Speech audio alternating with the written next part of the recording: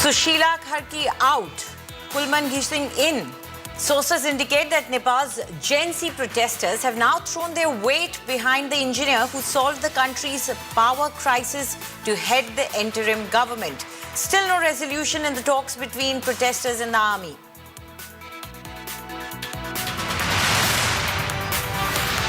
BJP attacks Rahul vote chori toolkit. BJP made in Myanmar toolkit by Rahul. BJP says, who is the foreign boss controlling Rahul?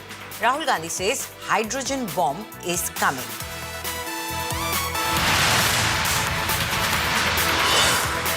After BJP, DMK takes pot shots at Vijay. Tamil Nadu minister says Vijay speaking from behind the screen. BJP takes weekend Neta jibe at Vijay.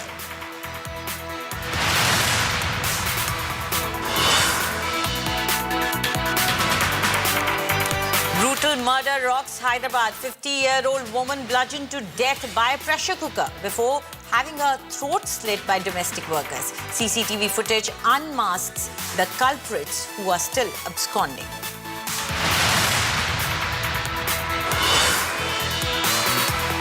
Big headway in India-US trade talks. US team to visit India by September end. India looks to seal trade deal by the end of November. India hopeful of sealing the deal soon.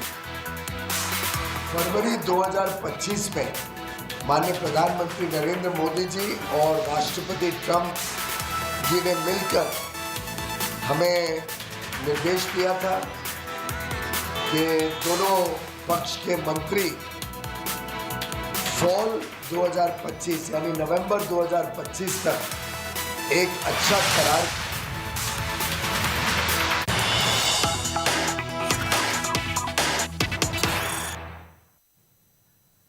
And we begin this bulletin with big breaking news coming in. It seems now the BJP, after targeting Rahul Gandhi on his vote chori claim, is saying that Rahul Gandhi is using a vote chori toolkit.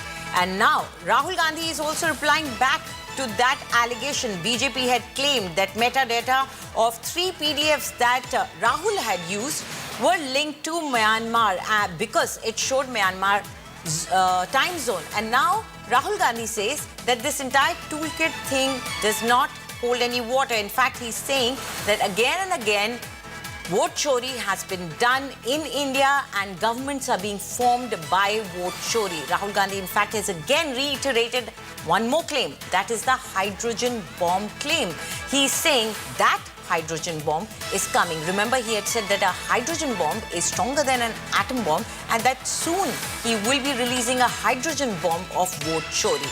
So this entire issue now seems to be escalating.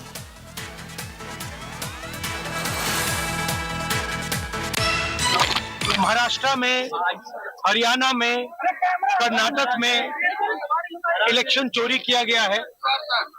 हमने black and white सबूत दिया Bangalore central का।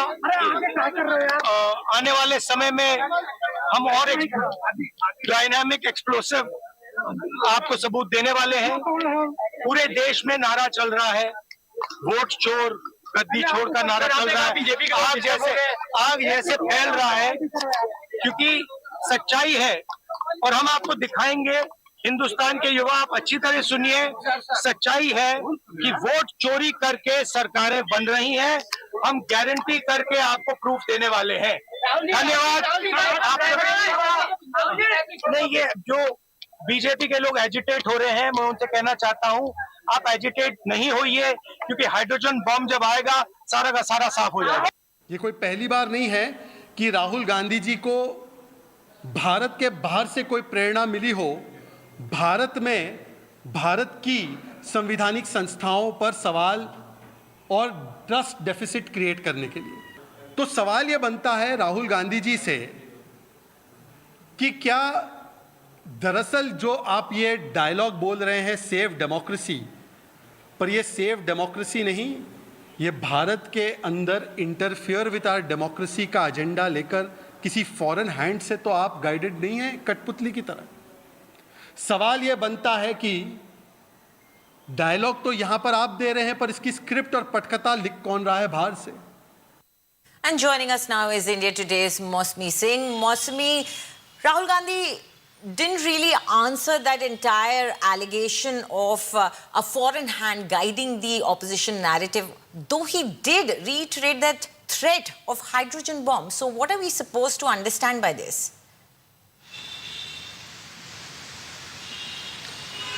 Clearly, this is a political slugfest that will continue because the BJP is saying that the entire PowerPoint presentation that Rahul Gandhi devised, presented to the people was in fact, created and made, and the genesis was in Myanmar, while the Congress is slamming, saying that it's just like a misinformation and misleading campaign led by the BJP because, the PDF in Adobe generally takes a wrong time zone and time location. That's a very usual error that happens. And clearly, after the attack that the BJP launched on Rahul Gandhi's PPT, you have that version of Rahul Gandhi, right. In fact, going on to escalate the entire vote choring Sorry, campaign. we are out of time, but clearly this issue does not seem to be dying down, and we will be keeping an eye on that hydrogen bomb that Rahul Gandhi claims he has. Now, let's go across to Sakshi Batra of Business Today with all the updates of the markets in a news show. Sakshi, it's completely over to you now.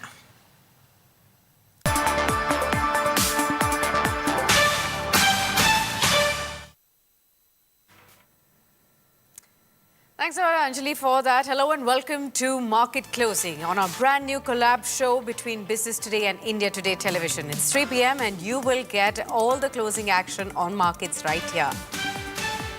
Let's take a first look at what's hot in the corporate and financial space right now. Markets trade in a range as Nifty tries to hold on to the 25,000 mark, gaining around 50 points in trade. The Sensex rises about 180 points, hovering around 81,600 on weekly expiry. After a 5% surge over the past 2 days, IT stocks have seen profit booking today with Infosys, Oracle Financial Services, Mphasis leading the losses as investors now await the US CPI data. Meanwhile, oil and gas shares have gained in trade with IOC, GAIL as well as GSPL gaining anywhere between 2 to 4%. 3 main board IPOs, Urban Company, Shriram House of Mangal Sutra and Dev Accelerator have continued to attract strong investor response on day 2. Urban Company is 7 times subscribed. We've also seen Dev Accelerator 11 times subscribed and we've seen Shriram 5 times subscribed right ahead of the Friday subscription close.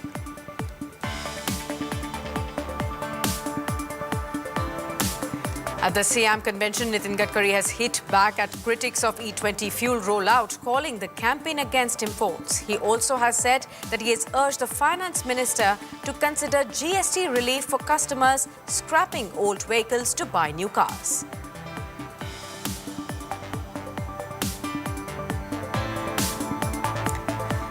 Amazon now has expanded its services to Mumbai after witnessing a 25% month-on-month growth since its launch earlier this year in Bengaluru and New Delhi.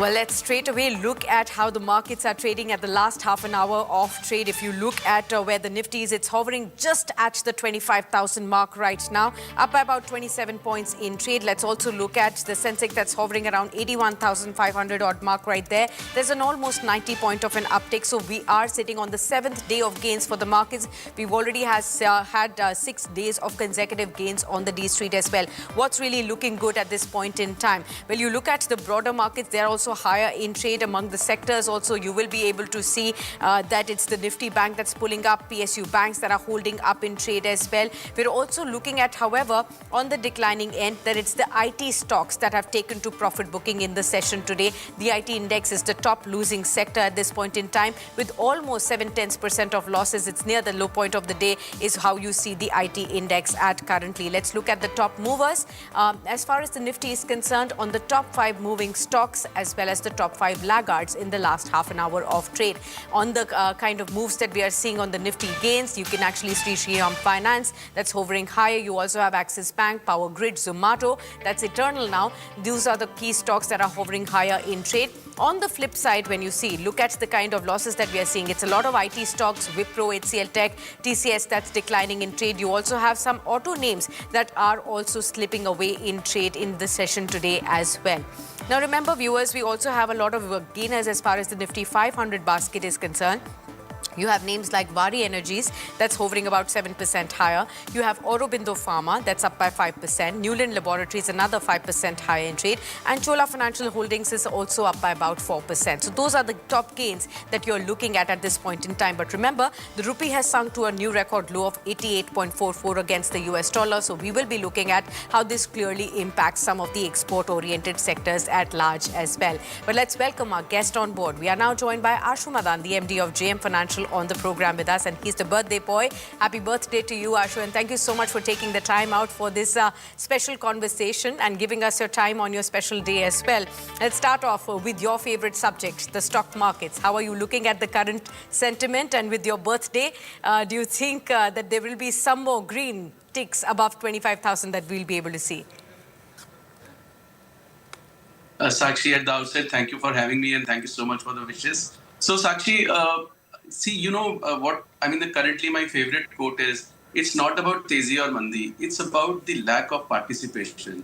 What has happened in the last few months, Sakshi, that there is a depleted interest, depleting volumes, depleting ARPUs. So everything that is what is affecting the market. And if you look at all the positive news being priced in, whether it is GST, whether it is tax reforms, GST reforms, FIs are continuously selling. And you just mentioned one very important point, rupee depreciating 88.40. I think, overall in the scheme of things, I would best call this market a sideways market. I think you would have seen, we have seen in recent past, July, there was a message floating around 2024, July market was 25,500. And July 2025 market is 25,500. So we have not done anything. So probably a similar range or similar thing can happen, Sakshi, in till 2026 also, that we don't go anywhere. We remain in the larger range of 24,000 to 26,000, and for 2 years we don't do anything. That is, that's a different kind of, that's a price correction, which unfortunately, as a market participant, we have not been habitual of. Since post-COVID, we have been so habitual of action and like a T20 action, and the market has suddenly converted into a test match arena. So that is what is bothering the participants, and most of the people are losing interest. So that is the state of the market currently right now. Absolutely, you're bang on point when it comes to the kind of market mood that we've been seeing for a fairly long time now, and you do see that there could be elongated consolidation that we have to get prepared for, a time correction of sorts that we could be probably looking at as well. But you know, what is the best way? You've been somebody who's been tracking the markets for decades now. You can help us understand there must have been periods like this even before. Rightly pointed out by you that all the new investors are seeing this for the first time. Those that entered post-COVID into the markets are seeing this for the first time, and they are very restless with this kind of a lackluster kind of a momentum in the markets. What are you advising those investors to do at this point in time? You know, at this point, everybody is looking at gold and silver, which is consistently, going to record high levels. Or should one continue to focus on equities, slow and steady, accumulate them in the long term? This is likely to outperform. How would you advise that fresh investor now? Yes, certainly. See, nowadays, actually, another thing which is bothering a lot of people is when you talk about what do you feel about the market and where is the market going. So market index is different, stocks are different. Even if market has run up by 500,000 points, and if you look at the portfolios, when I check the portfolio of the clients, they don't go anywhere.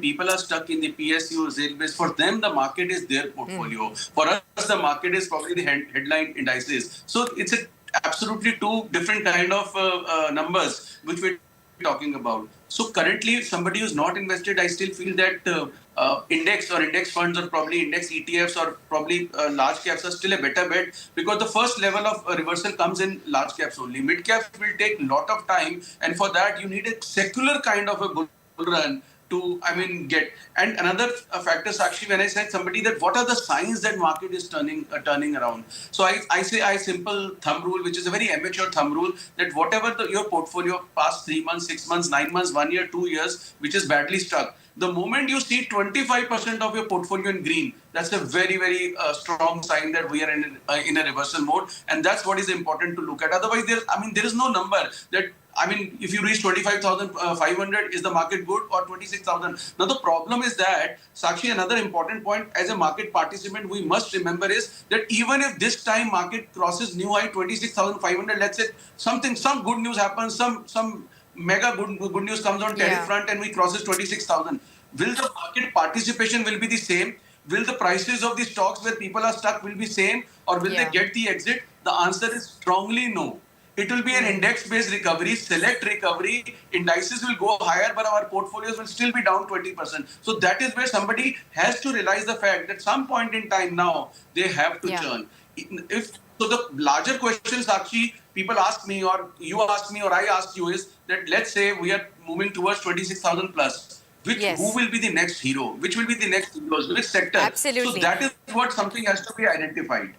I think I will come to that, identifying the next heroes of what could actually lead your portfolios into a higher sort of a green is something that I'll come to you. So hold that thought there. Meanwhile, viewers, remember at the Siam Convention of 2025, it's the Union Minister for Road Transport and Highways, Mr. Nitin Gadkari, who has made two major statements today. First, he's hit back at the critics of the E20 fuel rollout, calling it a paid political campaign against him. Second, Gadkari has also revealed that he has urged the Finance Minister to consider GST relief for customers scrapping old vehicles and buying new ones. So let's listen in to what he had to say.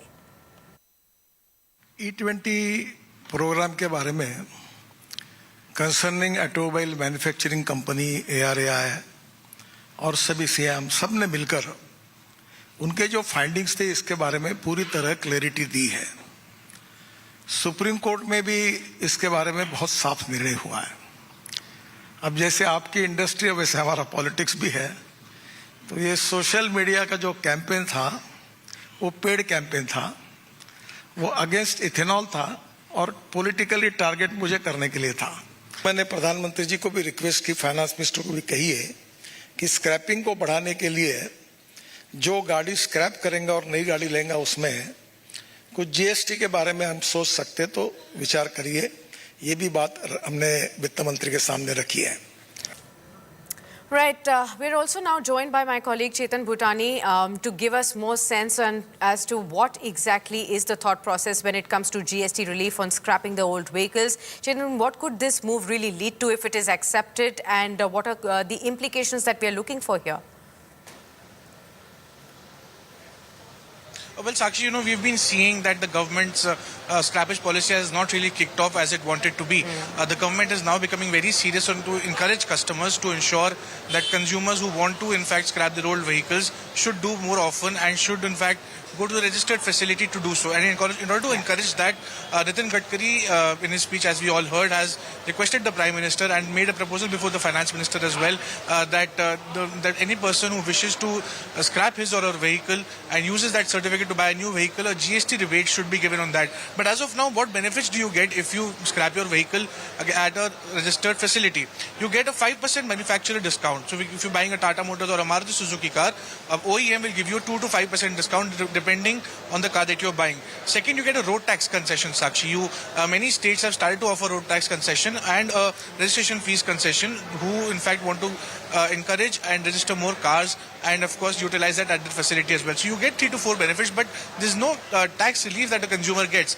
All in all, the government has announced a slew of GST reforms, and Gadkari has made the same presentation or a suggestion rather to say so to the Prime Minister and the Finance Minister, that if a GST rebate or a GST reduction could be done on the SOPs that you're already giving, it could further incentivize and boost the consumer sentiment to scrap their vehicles and give a more boost to the auto industry as well. So we'll expect, if the proposal goes through in times to come, we can expect car prices to go down further and of course giving a boost to the buying sentiment as well.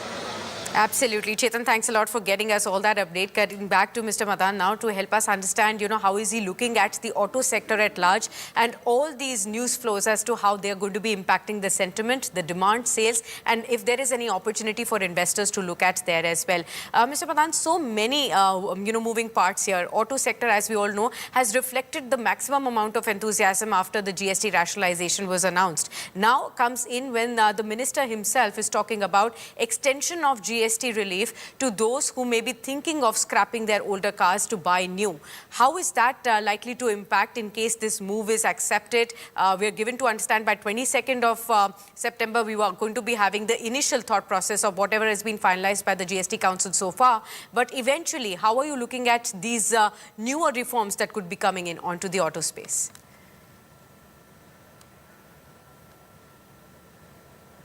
Mr. Madan, could you hear me?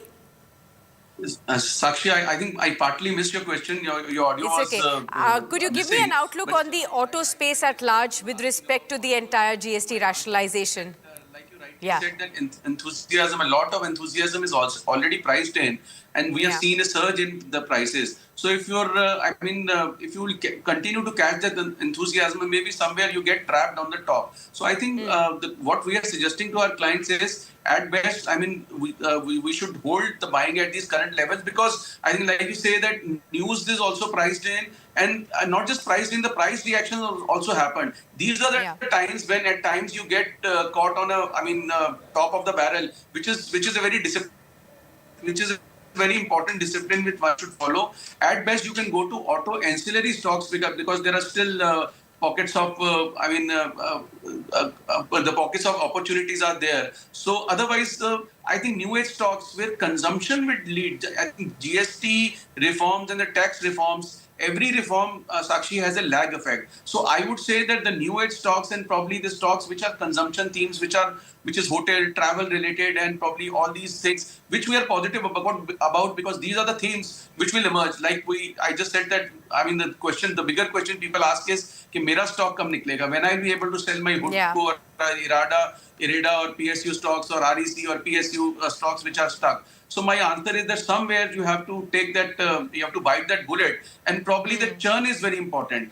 That is a very courageous move, Sakshi, because anybody's portfolio have seen a unprecedented profits in the past, and suddenly last 1 year they are down and out and lackluster market. For them to book a loss is very important. So we say that churning of portfolio at some point in time is very important. For example, market infra stocks, led by BSE and many other stocks. It's been months I've been saying that the closure of weekly expiries, they were the darling of the exchanges. They were traders' delight. They were investor delight, and they have given multi-mega returns. But if you keep holding them, not realizing that what will be the effect of the closure of these weekly expiries, which will lead to something. That's where somewhere you have to take that action. So which is very important. So churn of portfolio would be the theme for the next few months, because even if, as I said, that we are going towards new high at some point of time, which will surely go, but will the same stocks will take us, which were the heroes of the past bull run? Probably the answer is no. So heroes of the past, but what will be the hero of the future, Ashu? Like you pointed out, identifying the heroes is going to be an extremely important step there, and you can guide all our viewers there. How are you identifying the next set of heroes? I lost the audio, Sakshi. Okay. Can you hear me now, Ashu? Okay. We'll try and connect back with Mr. Madan yet again and see how the connection is sorted out. In the meanwhile, we'll also highlight for all our viewers when it comes to the entire IPO space at large. Remember, 3 IPOs that had opened up, sailed through in yesterday's trading session alone. We've actually seen, multiple times of a subscription coming in for Urban Company. We've also seen multiple times. Look, you can actually see Urban Company up there for you. Issue size is 1,900 crore rupees. And within the first day, a few hours in trade, we actually saw the company's IPO completely sailing through in trade as well. Day 1 subscription for Wave accelerator has also been pretty sharp. You can actually see for all the second day as well, most of these IPOs have actually got even further subscription, higher subscription as well, upwards of 5 times, 11 times, 6 times for many of these IPOs as well. So there is enough and heightened investors' demand as far as the IPO is concerned. We are going to be connecting back with Ashu to identify between these three IPOs what exactly is the opportunity that you could probably look at as well. Let me also just go across to see how the markets are trading at this point in time in terms of the IT stocks. Remember, viewers, we have to keep an eye out on Infosys for that matter.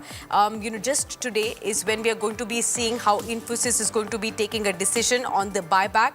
This is the fifth buyback that the IT company is going to be announcing, remember, and the first one in the last 3 years as what we are going to be seeing as far as Infosys IPO is, Infosys buyback is concerned.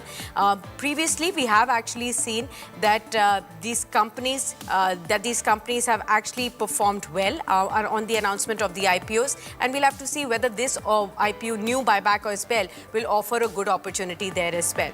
But we were talking about the IPO space, so let's move to the IPO debuts.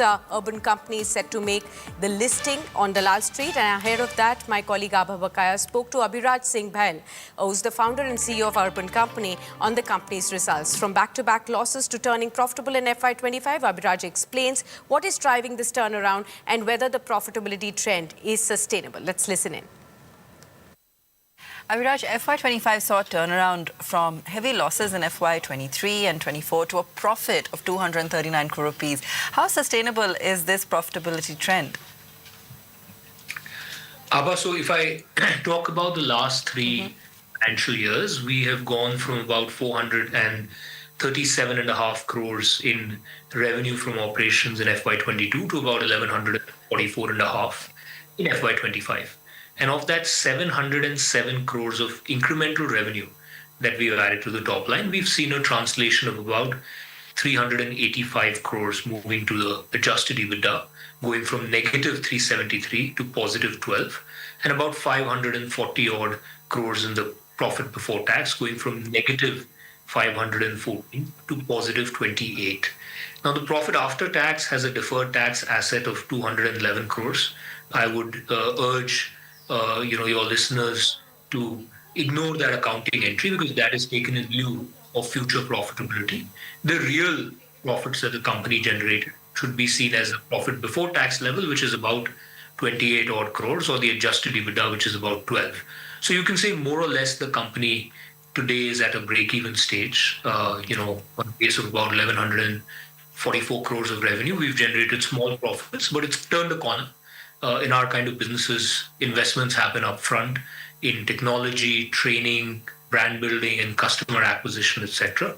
And once you hit a certain threshold scale, the fixed costs don't grow linearly with top line, and one can expect a meaningful percentage of the top line and contribution margin flowing into the adjusted EBITDA. All right, let's get back to our conversation with Mr. Madan. You heard out the management of Urban Company. We've been seeing an increased appetite from investors. These three IPOs, which sailed through just in a few hours of coming in as well, and more subscriptions flowing in on day 2 for all the three of them. What's your sense on these new set of IPOs that are coming in? Your sense on Urban Company? Many of us in the urban cities are now used to of using their services, the formalized household services now. But given that the company was suffering with a lot of losses for a long time and suddenly turned profitable for FY25. Does it give you that confidence of going for an IPO like that? Will it create a lot of shareholder value? There's also this question of a high amount of offer for sale, sir. Sakshi, if you look at most of the, or many of, or few, or rather I should say few of the IPOs, suddenly preceding few years, and you'll see last 1 or 2 years they get converted into profit and IPOs are coming. But at the same time, we have to live with this reality that as we were talking about the theme, that which are the sectors or the stocks which can be the next bull run zero. So, I mean, that way we have to keep trying with the new age stocks only. If they fall into the new age bucket, like Eternal, people keep questioning about the pricing or the the valuation which Eternal is attracting, but at the same time, you love it or hate it, but you can't avoid it. So I think we have to keep trying with these new age ideas, and these are the ones which will be which can be a next multi-bagger stock. Obviously, there will be few disappointments here and there, but I think one has to live with it, and that's where the bigger ideas will emerge. So one has to keep trying. So I think IPO, you don't get much allotment, but all said and done, post-listing also, few of them would be very interesting themes, and one has to stick with them for a couple of years. You never know which one becomes big. Okay, got that. Let me also ask you, Ashuji, to help us understand, you were talking about identifying the heroes. So, beyond the kind of, rally that we've seen in the markets thus far, where the banking stocks have actually largely led with the baton ahead, how are you identifying the right kind of sectors and the stocks to enter into right now? Yeah, as I said, for me, the consumption theme, there's a lag effect. I mean, there were tax reforms, there were GST reforms, and I think both these reforms will lead somewhere to enhance consumption. And consumption themes could be hotel, could be travel, and also we are very positive on hospital business. I mean, that will continue to thrive irrespective of any market condition. But we are a little conspicuous on.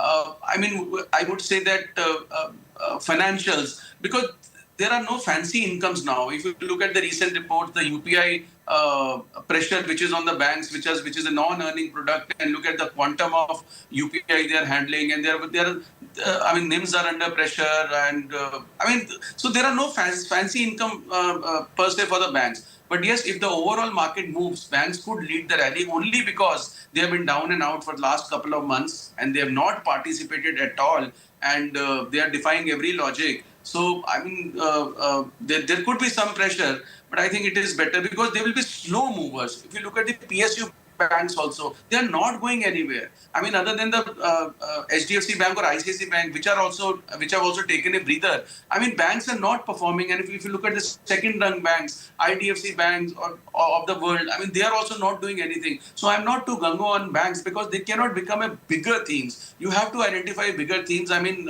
so I think consumption-led theories, which could be non-FMCG. FMCG has already participated. Yes. Could be the themes which can become big in the next rally. And any stock ideas that you could share with our viewers now? I mean, as I said, that broad themes would be better: consumption, hotel, airlines, travel-related, hospital, pharma stocks. So I think they'll continue to do well. Fantastic. All right, we also have a viewer question for you, Mr. Madan, here. This is from Himanshu Rawat from Dehradun. He wants to ask you, as an expert, that can we expect markets to hit fresh record highs by this Diwali? And if yes, then where should I be investing in early to ride the upward rally as well? Sakshi, I think people who know me, would not have asked me this question. Reason being, I don't associate these targets with Diwali or Holi there are 90% disappointments. So I don't believe in these targets, Diwali to Diwali. Then I simply tell them, please rewind last year's interviews of all the Diwali picks and see what are the result of this Diwali. Let's not associate Diwali and bring in all these Navratras and all these things which people bring. This is an absolutely different ballgame altogether. But yes, we can certainly, timelines you cannot decide, but the way markets are shaping up, and if 25,000, is held on, well, you could see market moving towards 26,000. But again, that if market is moving, Nifty is one direction and the stocks participation is little questionable. But one should keep hoping. Okay, we'll just quickly look at the market closing and come back to you for our conversation. It's 3:30 right now. 25,005 is where we've ended the day at. That means a 32 point of an uptick on the Nifty, viewers. This is the 7th day of gains for the Nifty. Along with the Nifty, you're also seeing the Nifty Bank hovering about 0.2% higher in trade. That's where it has shut shop. You can also look at a lot of sectors that have pulled up in trade today. Oil and gas was the top moving sector towards the end of the session. We did see over 1% gains for this one.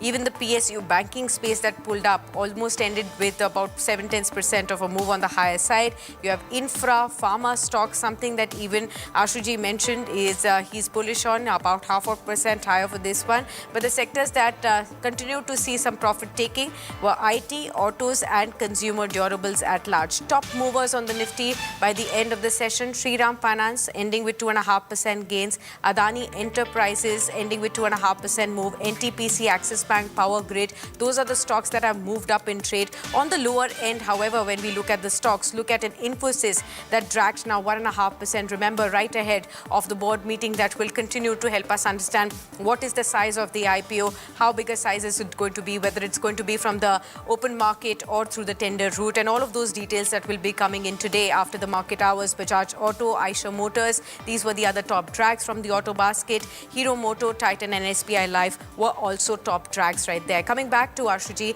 to understand about, the future outlook. Since you've been talking about a lot of themes where investors can actually hope to see some outperformance to come in as well. I also wanted to take your own birthday message for all our viewers out there as well. As, somebody who's been looking at markets from a, longer lens and has seen all the ups and downs and all the cycles. Therefore, what is the message that you'd like to pass on to all the investors watching you today? Yeah, I said that I generally, normally my message is that whenever there's a euphoria, that is where somebody has to control. And if you cannot control, then you should exercise patience during these times also. This will also pass. I mean, these are the testing times, which is very important. But I mean, it's easier said than done. See, having a patience to hold for something for long is not a problem with most of the investors or the clients or the participants. It is when they see a 30-40% down move on the portfolio. That is where you need a lot of courage. And that's the time when the theme which I just mentioned about, that for somebody to sell a loss-making stock is a very difficult decision. But that is where somebody has to be very open and with experience, with the right advice, churn the portfolio. Because even if the market, churn like the portfolio. I think that's the magic word that Ashu you have shared with us, and that's what we're going to be keeping in mind. Happy birthday once again. Thank you so much for taking the time out for this conversation. We're completely out of time on this edition, but I want to share with all our viewers how many of you really remember Pokemon cards. Well, it turns out that it's not just nostalgia, but in hindsight, it could have been a great investment opportunity for many of us who would have missed that. Certain international news reports have highlighted how a 27-year-old account manager from Ohio has used the profits from Pokemon trading cards to buy a custom engagement ring and funded his wedding as well. Now, reports have cited data from analytics firm Card Ladder indicating that since 2004, Pokemon cards have delivered an astonishing over 3,800% kind of returns, far eclipsing even the Wall Street's S&P 500 index return of 483% over the same period. Even tech giant Meta, the parent company of Facebook and Instagram, has only gained a lower of 1,844% gains since its 2012 debut. What began as 1996 as a Nintendo franchise is now a speculative gold mine, luring both nostalgia fans as well as savvy investors at large. With that, we leave you right here, but do stay tuned on to India Today.